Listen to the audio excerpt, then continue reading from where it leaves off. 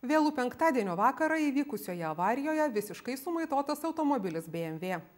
Teisės vairuoti neturėjęs jo vairuotojas ir dar 2 keleiviai iš įvykio vietos pabėgo. Daugiau apie tai reportaže.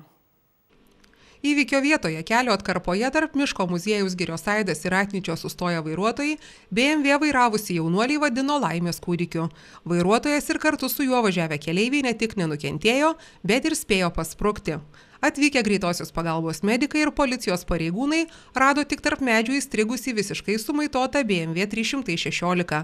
Pastarasis nuo kelio nulėkė, pakeliui dar apgadinęs kelio ženklą ir nukirtęs 2 pušeles. Policijos pareigūnai atvykę eismo įvykio tikrai pamatė gan kraupų vaizdą, automobilis buvo apgadintas nepataisomai, o eismo dalyvių įvykio vietoje nebuvo. Ilgai netrukus buvo sulaikytas asmuo vairavęs transporto priemonę, tai yra 21 metų druskininkietis, kuris paaiškino, kad išvažiuodamas iš Girios Aido pasuko link Ratnyčios, lenkė kitą transporto priemonę, nesuvaldė jos, bei nuvažiavęs nuo kelio atsitrenkė į pušeles bei kelio ženklą. Minėtam vairuotojui buvo nustatytas girtumas, tai 0,07 promilių, tai faktiškai yra blaivus, nes, kiek žinome, iki 0,41 skaitosi, kad vairuotojas yra blaivus. Kokiu greičiu jis galėjo važiuoti, kad važiavimas pasibaigė šitaip?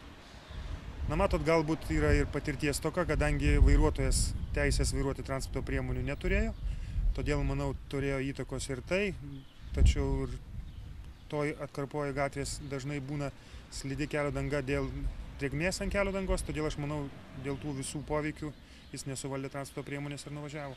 O ką galima pasakyti, tarkim, transporto priemonių savininkams, kurie gal kartais ir lengva ranka duoda tą automobilį asmeniui, kuris net vairavimo teisių neturi?